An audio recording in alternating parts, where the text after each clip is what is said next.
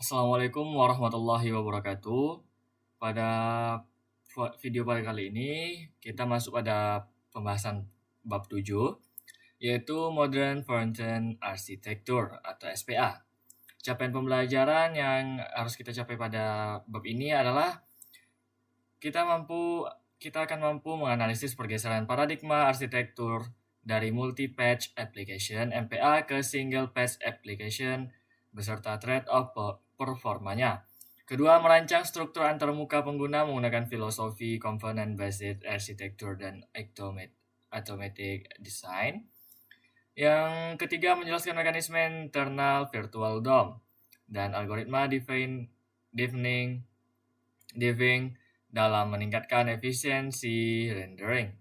Yang keempat, mengelola siklus hidup komponen life cycle. Yang keempat, mengelola siklus komponen life cycle untuk menangani pengambilan data, interaksi, dan manajemen memori yang tepat. Yang kelima, membedakan gaya pemrograman, imperatif, dan deklaratif, serta keunggulannya dalam prediksi state aplikasi. Yang pertama, kita masuk pada SPA versus MPA, revolusi navigasi web. Selama 2 dekade awal sejarah web, standar arsitektur yang mendominasi adalah multi-patch application MPA. Dalam model tradisional ini, setiap kali kita klik sebuah tautan atau mengirim formulir, browser akan melakukan hard reload. Ini berarti browser membuang seluruh halaman yang sedang kita lihat, kemudian mengirim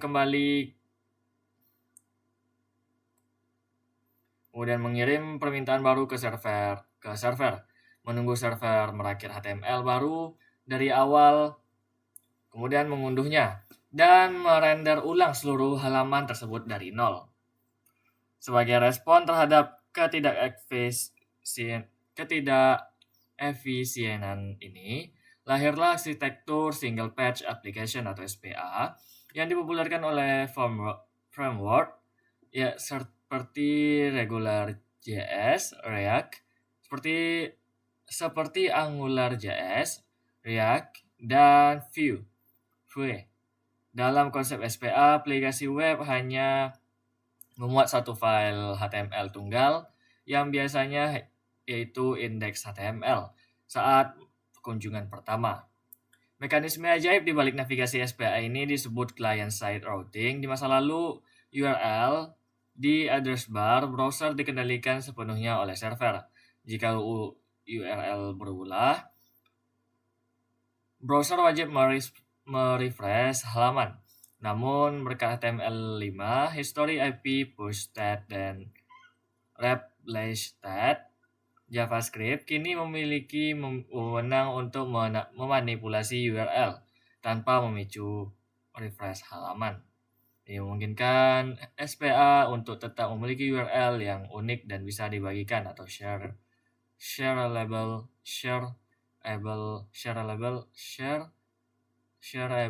links seperti myapp.com/user123.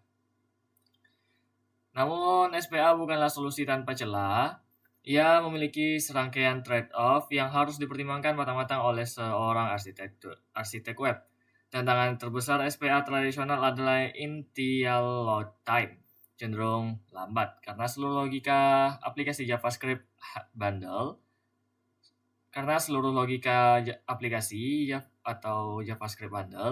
harus diunduh di awal sebelum halaman bisa interaktif. Untuk menjembatani kesenjangan antara performa MPA dan interaktivitas SPA, arsitektur web modern harus terus berevolusi menuju model hibrida. Teknik seperti server-side rendering SSR dan static site generation SSG yang digunakan oleh framework meta seperti Next.js atau Nux mencoba menggabungkan yang terbaik dari kedua dunia.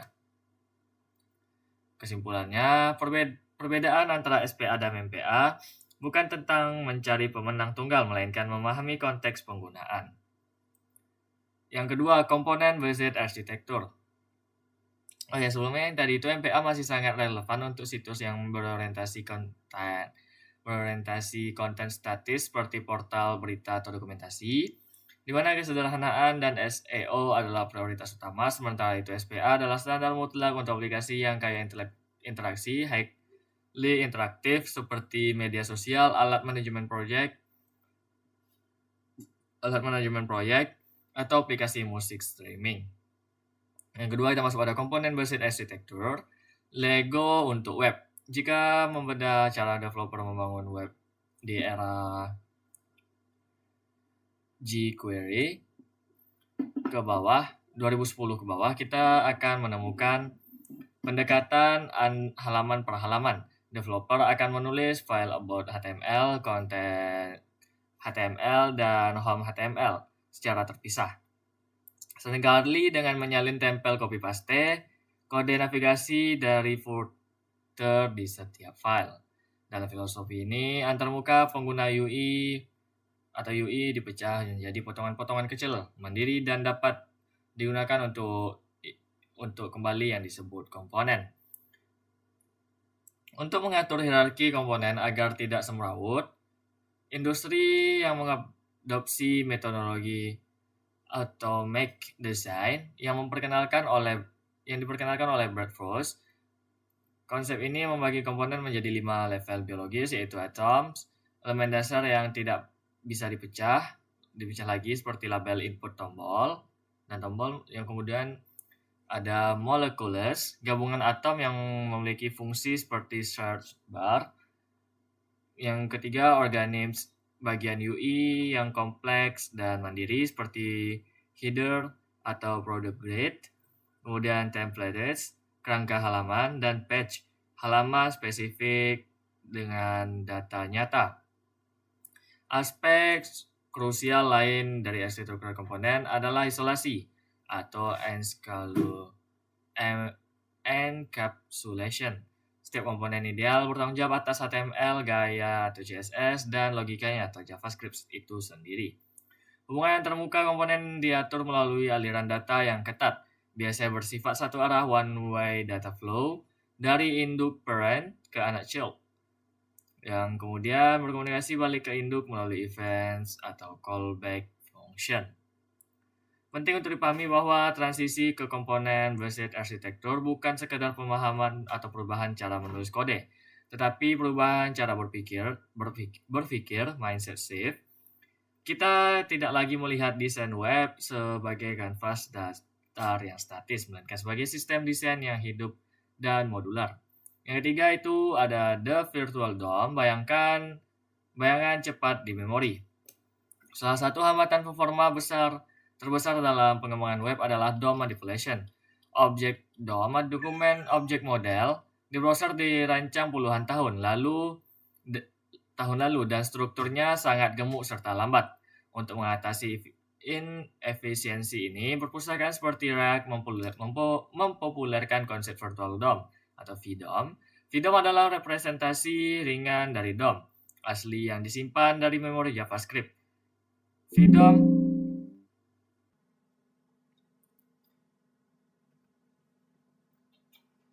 Setelah pohon VDOM baru terbentuk, framework menjalankan proses yang disebut reconciliation atau algoritma diffing. Algoritma ini membandingkan foto lama dengan baru, mencari perbedaan div yang persis. Setelah perbedaan ditemukan, langkah terakhir adalah patching atau commit hash. Framework mengambil daftar perubahan spesifik tersebut dan menerapkannya ke DOM asli dalam satu batch yang efisiensi, alih-alih 50 perubahan kecil satu persatu yang memicu 50 reflow. Framework mengelompokkan semuanya dan menyuntikkannya sekaligus. Namun penting untuk meluruskan ini bahwa virtual DOM selalu lebih cepat dari DOM asli. Secara teknis, VDOM adalah lapisan tambahan di DOM asli, sehingga ia pasti memiliki overhead biaya komputasi yang melakukan diving. Yang berikutnya kita masuk pada komponen life cycle atau kelahiran kehidupan komponen dalam aplikasi web modern bukanlah entitas statis. Mereka adalah objek yang hidup, bernafas, dan selalu memiliki siklus hidup atau life cycle yang pasti. Fase pertama adalah mounting, yaitu momen ketika komponen pertama kali dibuat dan disuntikkan ke dalam DOM. Kemudian fase kedua adalah updating, fase terpanjang dalam hidup komponen. Fase ini terjadi berulang kali setiap kali ada perubahan pada props, data dari induk atau state data dari internal. Fase yang ketiga yaitu yang sering dilupakan adalah unmounting, momen ketika komponen dihapus dari DOM karena penggunaan berpindah halaman atau elemen yang disembunyikan. Selain 3 fase utama tadi, ada juga fase penanganan kesalahan atau error handling dalam arsitektur modern. Kita bisa membuat komponen khusus sering disebut error boundary yang bertugas menangkap error JavaScript yang terjadi di komponen anak di bawahnya. Boundary akan menangkap dan menampilkan UI cadangan. Alih-alih membiarkan seluruh aplikasi menjadi layar putih kosong, ini adalah jaring pengaman vital menjaga stabilitas aplikasi di lingkungan produksi yang tidak terduga. Menguasai komponen life cycle berarti kita memiliki kendali penuh atas waktu. Kita tahu kapan harus meminta data, kapan harus merespon pengguna, kapan harus berhenti bekerja. Yang kelima, kita masuk pada deklaratif dan imperatif, UI, memesan dan memasak. Salah satu pergeseran mental terbesar saat beralih dari pengembangan web jadul ke framework modern adalah perubahan paradigma dari imperatif dan deklaratif. Dalam pemrograman imperatif, how to do, kita fokus memberikan instruksi langkah demi langkah kepada komputer tentang cara mencapai hasil. Sebaliknya, pemrograman deklaratif fokus pada deskripsikan hasil akhir yang diinginkan dan membiarkan sistem di baliknya memikirkan cara mencapainya. Keunggulan utama dari pendekatan deklaratif adalah predictability atau keterprediksian karena UI didefinisikan sebagai fungsi dari state UI state. Kita bisa menjadi mudah menebak tampilan aplikasi hanya dengan melihat datanya. Paradigma deklaratif juga membuat kode jauh lebih mudah dibaca dan didebug. Dalam kode imperatif, untuk memahami apa yang terjadi, kita harus menelusuri alur eksekusi baris per baris. Dalam kode deklaratif, kita hanya perlu membaca template atau fungsi render untuk melihat peta dari UI. Namun deklaratif ini menuntut kita untuk melepaskan kontrol mikro. Ada kalanya kita merasa frustasi karena tidak bisa menyentuh elemen DOM secara langsung untuk melakukan animasi kompleks atau integrasi dengan library pihak ketiga yang masih imperatif. Kesimpulannya, pergeseran ke UI deklaratif adalah evolusi alami yang menangani kompleksitas antarmuka modern. Ini membebaskan kita dari pekerjaan manipulasi DOM, dan mengangkat kita menjadi arsitek perancang state dan logika. Dengan memahami paradigma ini, kita tidak akan lagi melihat framework seperti React sebagai cara yang lebih rumit untuk menulis HTML. Yang keenam, integrasi keislaman. Konsep komponen based arsitektur dalam pengembangan antarmuka modern adalah cerminan dari konsep ukhuwah dan kesatuan umat dalam Islam. Rasulullah SAW bersabda, perumpamaan orang-orang mukmin dalam hal saling mencintai, menyayangi, dan mengasihi bagikan satu tubuh. Hadis riwayat Bukhari dan Muslim. Mekanisme virtual DOM dan algoritma reconciliation atau pencocokan mengajarkan kita tentang pentingnya muhasabah atau evaluasi diri. Yang kemudian pemahaman tentang komponen life cycle, mounting, updating, dan unmounting adalah metafora teknologi yang indah tentang sunatullah kehidupan manusia. Kita memiliki fase mounting kelahiran, di mana mempersiapkan sumber daya awal, kemudian fase updating kehidupan dunia, di mana kita bereaksi terhadap perubahan props dan state, yaitu ujian dan nikmat. Dan akhir fasenya itu unmounting. Dalam proses write, fase unmounting sangat krusial untuk melakukan clean up, pembersihan memori, agar tidak terjadi kebocoran memory leak. Pergeseran paradigma dari imperatif lakukan ini lalu itu menjadi deklaratif dalam UI modern, mengingatkan kita pada konsep niyah, niat, dan tawakul. Kemudian terakhir konsep single patch, application SPA memberikan pengalaman transisi mulus tanpa reload, halaman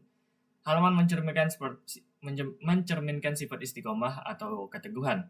Meskipun pengguna berpindah-pindah fitur atau rute, aplikasi ini tetap terjaga dalam satu sesi yang utuh tanpa terputus.